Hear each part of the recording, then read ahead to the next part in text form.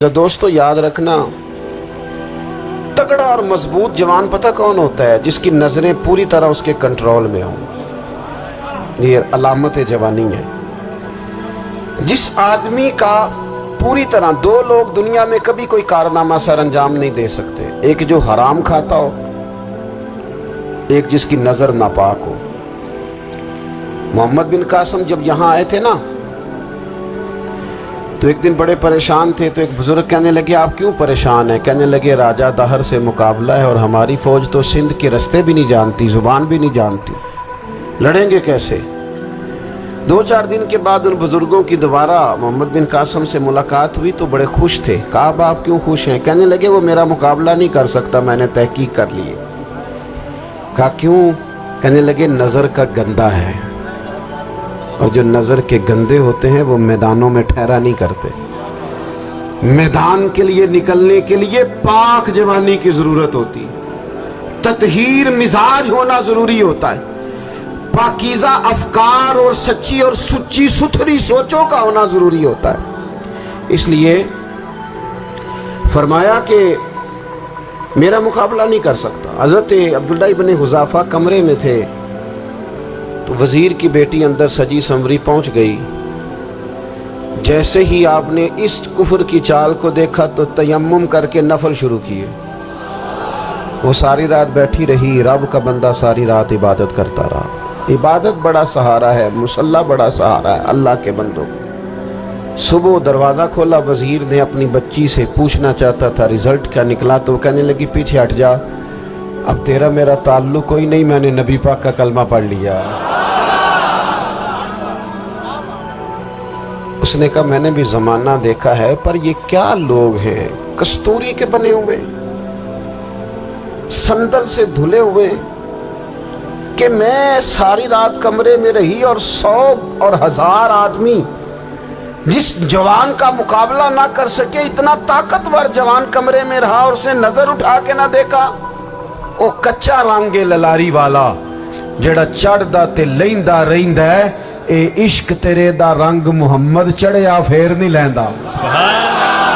मैं कहा, एक दफा नजर उठा के नहीं देखा, कमाल हो गई। इतने बड़े लोग, इतनी बड़ी सआदत मंदी, फिरोज बख्ती, मामला फहमी हद हो गई।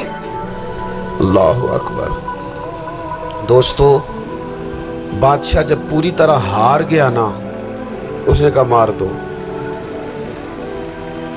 तेल गरम किया एक कढ़ाई में, और जब आपको उसमें डालने लगे तो आपकी आंखों में आंसू आ गए। बादशाह का ख्याल हुआ शायद नरम हो गए हैं। कहने लगा, रोए क्यों? फरमाने लगे, सोचता हूँ जान ही एक है, कितना मज़ा है उसकी राह में जान देने का, कितनी लज्जत है उसके नाम पर मरने में, कितना लुत्फ है। जे तू चढ़िया उत्ते दार भी नहीं, ते जे तू विकया इश्क बाजार भी नहीं, ते एडा सस्ता सौदा प्यार भी नहीं, ते एडा सस्ता लभदा यार भी नहीं। कई जंगल गाने पैंदे नी, कई दोज़ख लंघने पैंदे नी, जे वो इस मुल्लों भी मिल जावे, एदू सस्ता होर व्यापार भी नहीं। ते कुछ समझ ना आवे लोकां नूं वो कादे नाल शहीद करे, डिठी यार दे हथ तलवार भी नहीं, पर ओदा खाली जांदा वार भी नहीं।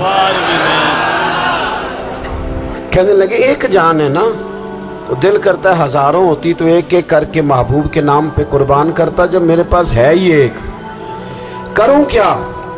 हजरत अब्दुल्लाह इब्न हुज़ाफ़ा रज़ी अल्लाह ताला अन्हु जब रोए और बादशाह ने ये बात सुनी, तो बादशाह उठ के खड़ा हो गया, सारे वजीरों मुशीरों को कहने लगा, तुमने कहा था ना बंदा ज़ाया करने वाला नहीं, ये भी ज़ाया करने वाला नहीं। कहने लगा, मेरा माथा चूमो, तुम जैसे लोगों को कत्ल नहीं करना चाहिए, आज़ाद करना चाहिए।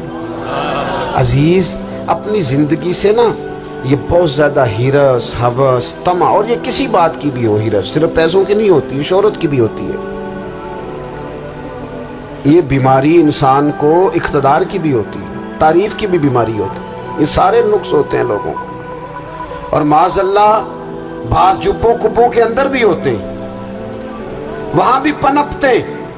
अपनी जिंदगी जब तक उस सादगी में नहीं लाओगे जो रसूल पाक ने अता फरमाई, جب لوگ آسانیوں میں پوری طرح الجھ گئے تو پھر وہ دور ہوئے اور کفر چڑھ گیا۔